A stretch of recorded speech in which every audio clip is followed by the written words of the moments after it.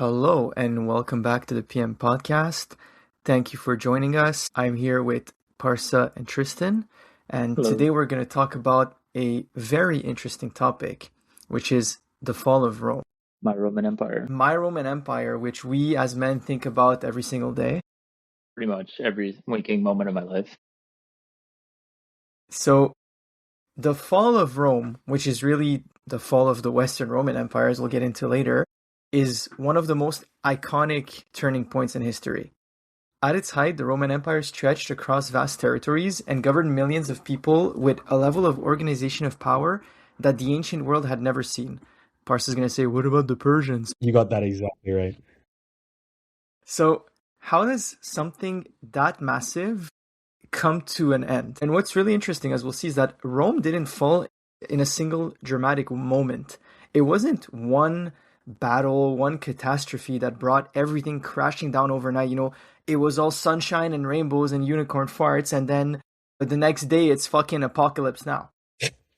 What we call the fall of Rome was really a slow and complex process. Over time, the Western Roman government became less able to enforce its authority, its military weakened, its finances deteriorated, they were going fucking broke, and the political system grew increasingly unstable. As the control faded, different regions of the empire began to slip away and eventually formed their own independent kingdoms. By the time we got to year 476, which imagine if that was reversed, which is what's considered like the year that Rome fell, the person that was the Roman emperor had little real power at that point, whether it's military, political, or financial. That's the year 476 that a Germanic leader or king, Odoacer, deposed the last Western Roman emperor, Augustus Romulus, and that's what we call the fall of Rome, is that moment.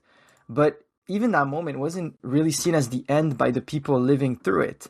If you asked a peasant on the ground at that point in time, did your life change because it's Odoacer now instead of Romulus Augustus? I don't know that they would say that they felt the difference. By then, so much had already changed. Yeah, I agree. Actually, I read up on that a little bit as well, where there's a lot of historians from the time that were keeping track of records of things that were going on. Right. And there was very little emphasis put on the transition of power from Augustus to Odoacer. Right. Especially for the population at large, because at that point there was already so much tumultuous political instability. There was so much war going on, and the population had very little faith in their emperor. So for them, it was going from a barbaric system to another barbaric system. So right. Not much of a difference. Yeah, absolutely. 100%. And so that's why when we ask the question of today's episode, which is why did Rome fall? It's not, one big event. We're asking about a decline that unfolded over centuries. And as we're each going to present one perspective, this fall was shaped by internal struggles, external pressures, and a long-term transformation. That's what we're going to explore today. So Tristan, if you want to go first, which position are you presenting? So I'm going to be talking about how Rome fell internally. So I'm going to be talking about the decline that happened over many centuries from within. So before, I even start talking about that, I also have a question I want to ask the viewers, which is, what does the fall of an empire even mean?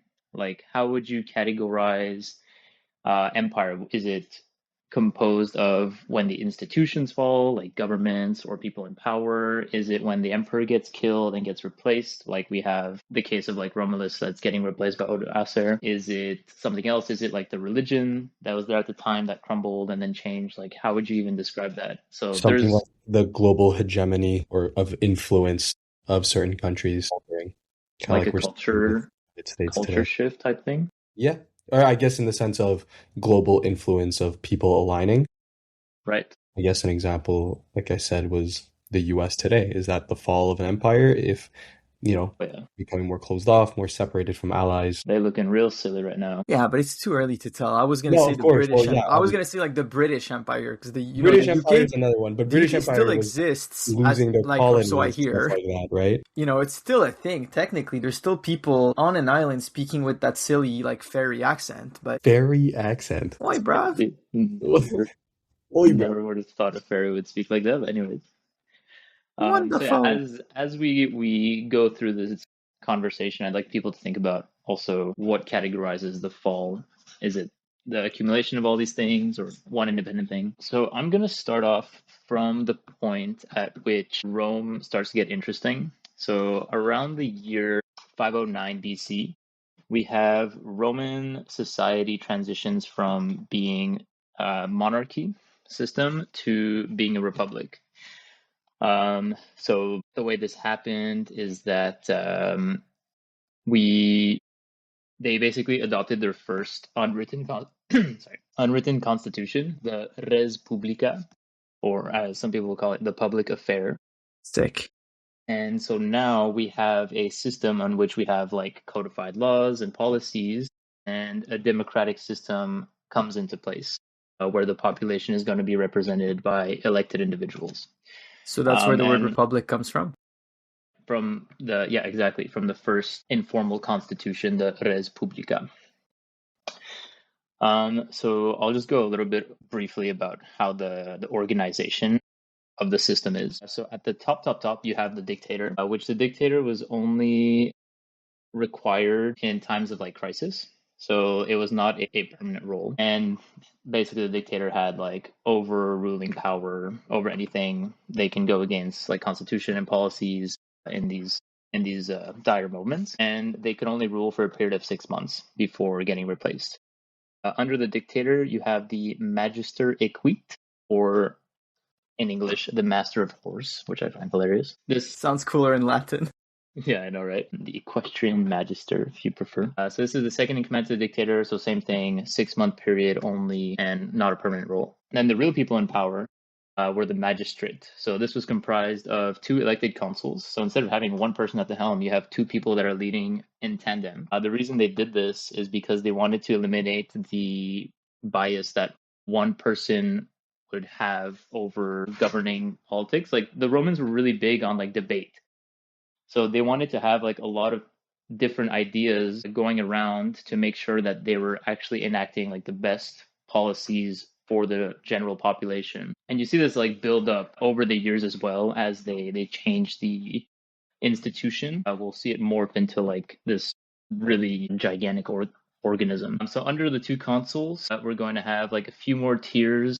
We're going to have the magistrate. The magistrate is the whole thing. Under the consuls, we're going to have the Senate, which is going to be made up of quaestors, praetors, and aediles, and the plebeian tribute. So all of these ranks are determined based off of like rank, economic status, military order, things like that. And then at the bottom is going to be the Senate, which is going to be comprised of Rome's aristocracy. These people are appointed by the consuls, and it's on a merit-based system.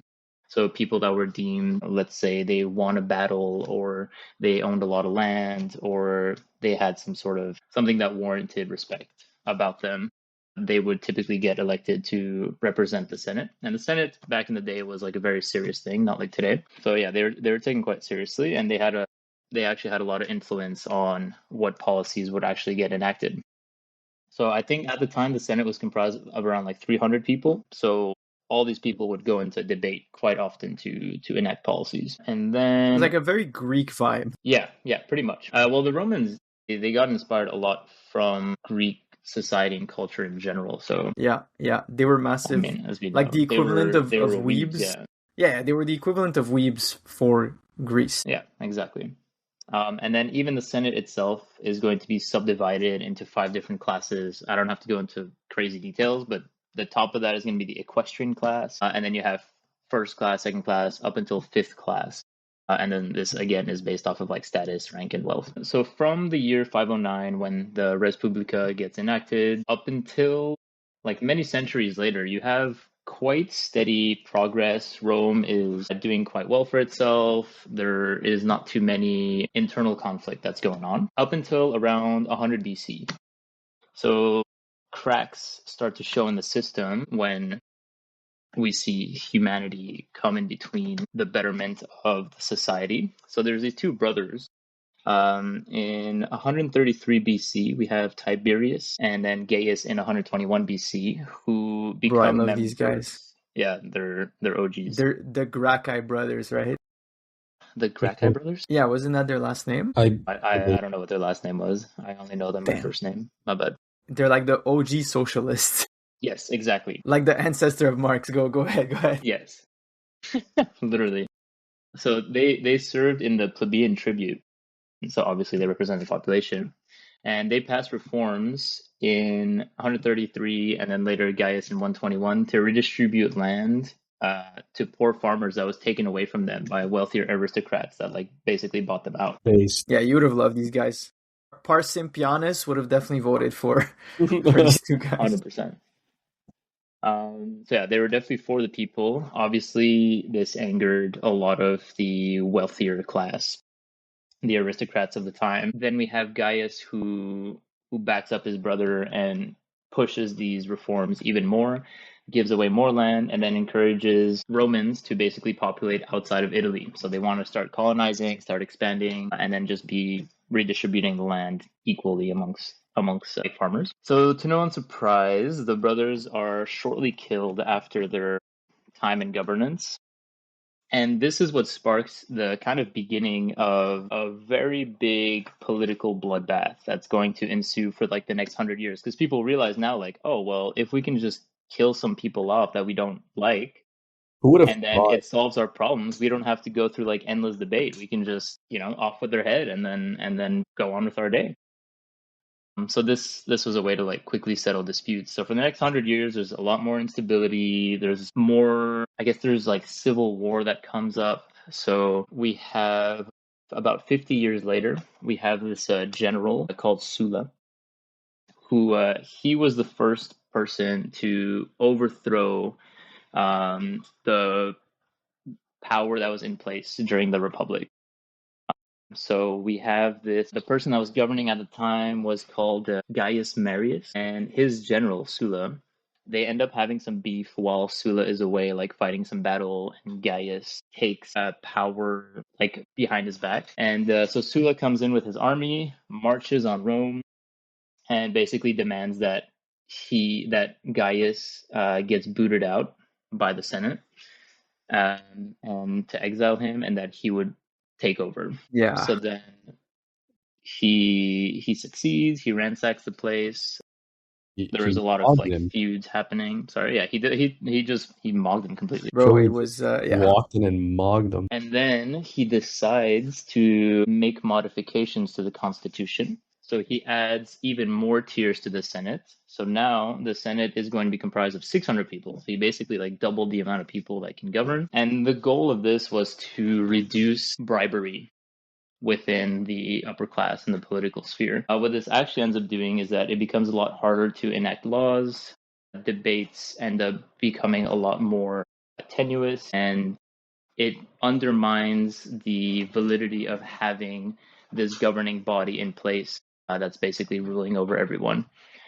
They end up looking like a bunch of doofuses. So there's always like a leap in logic whenever they make decisions like this of let's murder the emperors with nothing else prepared.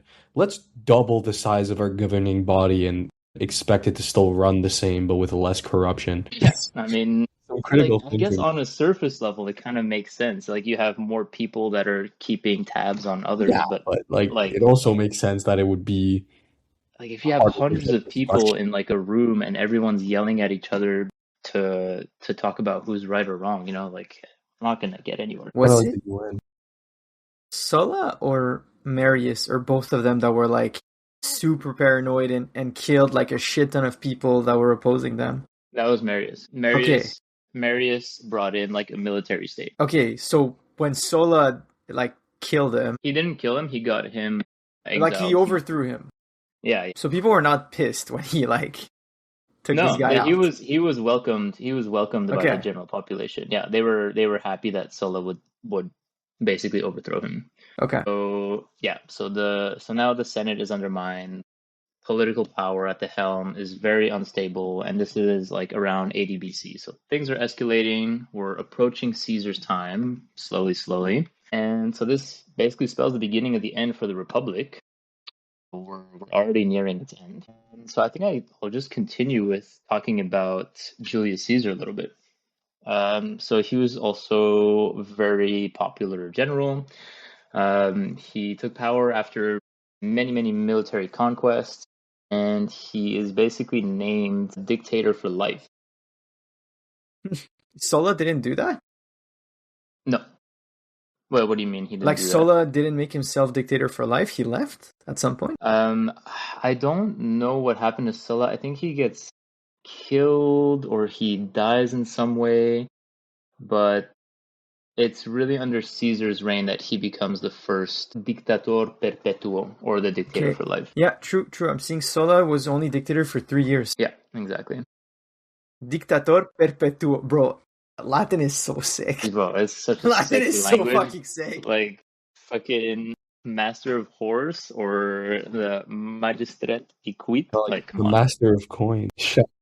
So, Julius Caesar overtakes power. He starts bringing about a lot of change as well into the system, and for all intents and purposes, under his reign, Rome becomes ruled basically as an imperial state. So he's at the helm. It's still considered a republic at the time, but it's very quickly changing. And then because he was doing a lot of things that the rest of the Senate were not very happy with, he ends up getting how many stabbings? 27 or something? He got smoked. He got murked.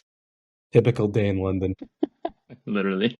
Except now we're in center of Italy. And so then after his reign ends, there is this massive civil war. We have the advent of the Second Triumvirate, where Octavian, or Julius's nephew and adopted son, he was still Octavian at the time until his name gets changed. No spoilers. Which we'll hear about. Yeah, exactly. So he forms the Second Triumvirate following his adopted father, right? Yeah. Because Octavian, he was really his nephew, right? He was really his nephew, but then Caesar becomes his adopted father. That's the thing, right? Yeah, because that's the thing they would do a lot in ancient Rome to, like, I think Octavian was an adult. They would it was their way of declaring someone to be their heir, would be to adopt a guy. Yeah. Like you could adopt like a 30-year-old and say, this is my adopted son. That way, like, he's your heir. That was pretty sick. So easy to transfer power back then. Yeah, but then keeping it is another story. You get 27 fucking... 27 what, sorry? I did like a knife sound, but I guess the mic didn't pick it up. It doesn't translate. So anticlimactic. Yeah, I did like 27 like... Okay, I see. Yes, exactly. What was the Roman King's Guard called? The Praetorian Guard. Huh? The Praetorian Guard. Yes. Praetorian Guard. I don't think they had that back then. Like, I don't think Caesar had... I think it was when it became an empire. Yeah, but eventually the Praetorian Guard was kind of used similarly to the King's Guard to just assassinate and kill your political opponents. Yeah, so this basically starts like around now. So we have, for like the next 15 years after Caesar's death, Octavius and Mark Antony. Yes, that Cleopatra. Let's fucking go. Yeah, he's in go. Now. He's in. They basically go on this like conquest to defeat Julius's opponents, the people who assassinated him. They got their get back on the ops. Yeah, exactly. So the two notable ones were Brutus and Cassius, whom they defeated in some battle. And then the territory of Rome gets split into three. So the three members of the Second Triumvirate. So you have Octavius that takes power of the West. That comprises most of like current day Europe. Then you'll have Mark Antony, who takes over the East. He's going to have like Greece, Asia Minor, Turkey. And because he forms this bond with Cleopatra from Egypt, he also ends up controlling a good part of Egypt's financials. And then what happens is and then the third part of the empire was given to, I forget the guy's name, but he was like the third and most irrelevant one out of the Second Triumvirate. I think it was Crassus, but I'm not sure. I don't think it was Crassus. I think it was something like Polybius or something. You're right. I think Crassus was in the First Triumvirate. Yes, he was with Caesar. The third guy of the Second Triumvirate was, irrelevant. Yeah. Lepidus. Irrelevant. Gives it, bro, literally. Okay, so Lepidus is given like parts of northern Africa, and then And then because of some sort of instability, he ends up getting booted out of power there. And then Mark Antony is like, well, because Lapidus is out now, I'm going to try and take over all of Rome with Cleopatra. As we have seen in his story, it doesn't end very well with him when Octavius wins in the Battle of Actium in 31 BC, where Mark Antony doesn't die there, but then, like little bitch, commits suicide a year after. So now, because Octavius wins this battle, Rome is now unified again, because he's basically like the last of the governors that are available. And for all intents and purposes, he is dubbed now Augustus, or the Revered One. Sick ass name. Yeah. Sick ass name. First emperor of Rome. Can I go on like actually? Yes. Side plot here? Yes. So this is something I saw the other day on how French evolved, and the more it evolved compared to other Latin languages, it like cuts out sounds. So we went from Augustus to August. Sure. Now, how do you say the month of August in French? Yeah. Like French took Gustus, and after 2,000 years, what's left is yeah. But it's still spelled like halfway Augustus. Yeah. It's but they don't the sound is any of the letters. Yeah, exactly. Yeah. It's true. I just had to get that off my chest. No, I appreciate a little tidbit, dude. Thank you. Do you have any other words that you... Yeah, true. Well, okay, Tristan. How do you say water in like every single Latin language? Aqua or agua? Agua, O. How the fuck did it even get O? Like, why does it even start with a... Why does it even start with an E? E-A-U, I guess. I don't know. They just add phantom letters. Like we're going really off topic into that. They were like smoking cigarettes. Putain, c'est trop de syllabes. Yeah, literally. Yes. It's derived from the Latin word aqua through phonetic evolution over centuries. Thank you, Parsa. Thank you, Parsa. Yeah, thank you. Sorry. It just got rid of the Q sound. Yes. All right. Apologies. Get back on track. So we have now Octavius becomes Augustus, and this marks the beginning of the Empire of Rome. A small little fun side information. Augustus now, I will refer to him as, he actually wanted to give power away. And it was, I believe, the Senate or some of the governing bodies that told him that no, because he has all this notoriety, they want to keep him as permanent emperor. Thanks. So yeah, again, he was for the people, wanted to give his power away as was prescribed in the Res Publica, the Constitution. And I forgot to mention, everyone that was in power had to get voted in every year. So it was a yearly turnover rate. So now we have the beginning of what we call the Pax Romana, or the beginning of Rome's golden age, the Roman peak. So there's a few things that happen in the early AD. We have a financial crisis. So this is part of the other part of the internal collapse is the undermining of the Roman coinage.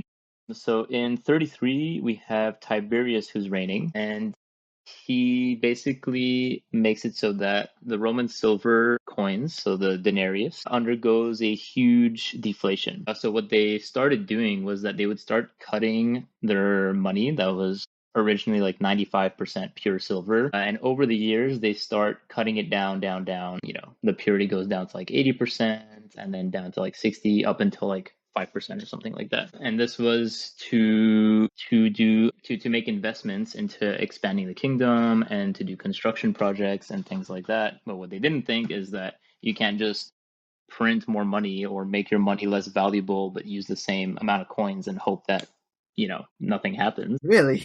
Yeah. I mean, who would have known? So he begins expanding the money supply and he forces debt to fund these big projects. Interest rate goes down like crazy. So it goes from around 12 to 4% in the early AD.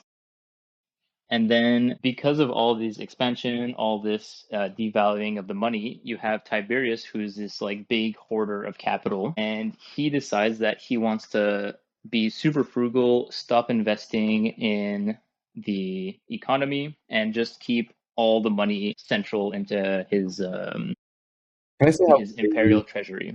Sorry to interrupt. Can I just say how crazy this is that this was over 2,000 years ago? Yeah. And this still remains true to this day. Yeah. We're still doing the same shit. The hoarding of money, the massive loans. Yeah. We're still doing the same shit. Like, we're still doing the same shit just after cycles. 2,000 years. Everything is cyclical and but just the financial system that was established at the time being obviously less complex, but still so similar to what we have today is crazy. Yeah. They were still giving out loans. They were still like credit. They were still interest. They had like crazy stuff. That's insane. Yeah. It was all physical. Like Tiberius was living like Scrooge McDuck with his like ocean of gold. Yep. So because he starts just hoarding all the money, this leads to a severely deflated currency. And then you have this old law that was enacted by Caesar, which was largely ignored at the time. So it's a law on usury, which enforces lenders to invest a portion of their money in Italian land. So they weren't allowed to lend money unless they owned a certain amount of property. So what this does is that lenders called back all of their loans, and then people that were borrowing were unable to pay their loans back, and they basically have to like either give up their property that they're living on. There's a big sack of like poverty that happens, and this is all like, de-escalating or escalating very, very quickly. So what Tiberius does to kind of fight this crash is he starts to panic, and then he invests 100 million sesterces, which are about the equivalent of like a quarter of a denarius. So he invests 100 million of these at 0% interest for 3 years, just so people can start taking out money again and start investing and using the currency that was previously unavailable to them. So then the economy goes like slow debasement.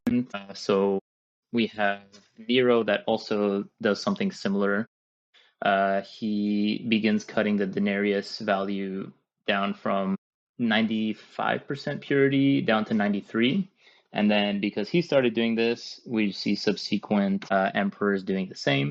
So again, he wanted to fund some construction projects after the Great Fire of Rome, and he figured that he can solve military conflicts by just cutting out some of the silver and making it less pure. So then this creates a precedent, and then for the next couple hundred years up until like the 3rd century BC, the denarius becomes essentially what is like a copper coin, and there's only 5% silver left inside of it. So over the years, it went from like 95% purity to 5% purity, and so this leads to public trust going down, and the economy is left in a very fragile spot. Because it was such a big empire, they were able to kind of stay afloat. But this is creating a very kind of like fragile landscape for an economic crisis that is impeding. So aside from that, we have another decline that happens around 108, which, Marco, you might be familiar with this. We have the end of the 5 good emperors. Yes. Which ended with Marcus Aurelius. Rest in peace, my goat. Yeah, because I was about to say a very bad word.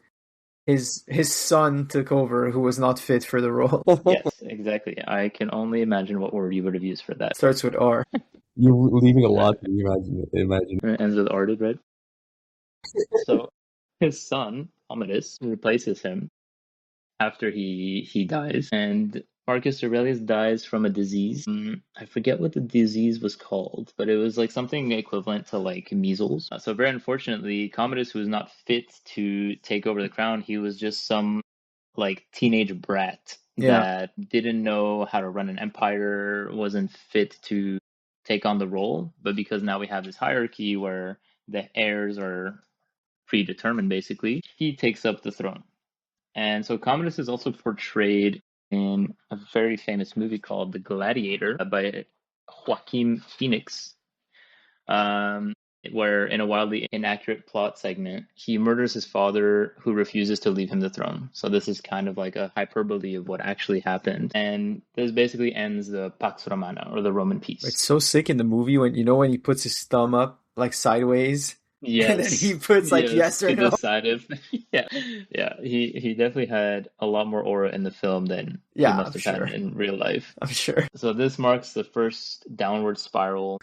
There's now a lot more political instability that's happening with the debasement at the same time of the currency. Rome is back and forth getting split and redivided into different territories until around 380 AD, when there begins to have a like stark difference between Eastern and Western parts of the empire, where finally in 395 AD they get split into the Western Empire, which continues to be known as the Roman Empire, and the Eastern Roman Empire, which becomes the Byzantine Empire, as historians would say. That's you guys. That's us. Malacca. Exactly.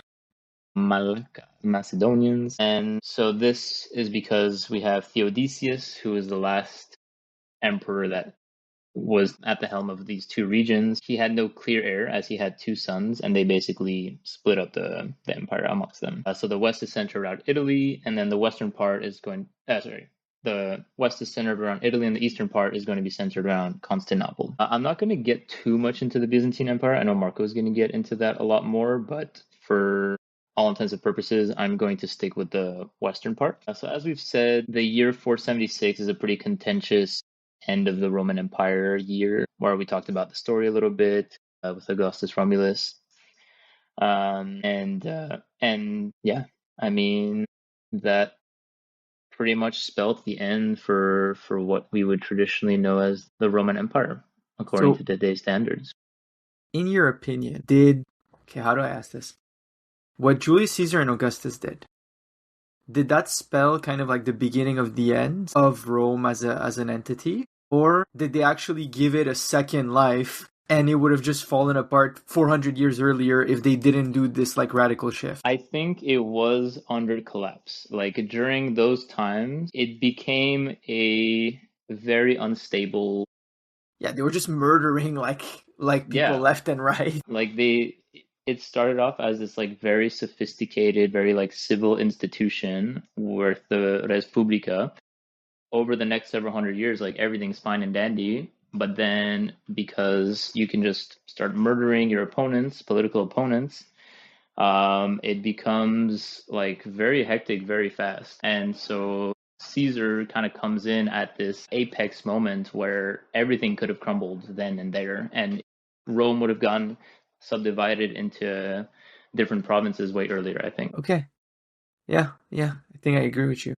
Another little thing I wanted to mention, I guess this kind of comprises my part, but it would be the advent of Roman Catholicism, where one of the most like prevalent things that comes out of the Roman Empire is Christianity, and notably the church, where Constantine the Great is was the first to get baptized, and he makes Christianity the official religion of the empire. So by doing this, he creates this new institution that becomes kind of like the prevailing figure in all of Europe that all of the different governments or empires have to answer to. Like they become the main arbitrator of all the different like politics and I guess like cultural affairs of the time.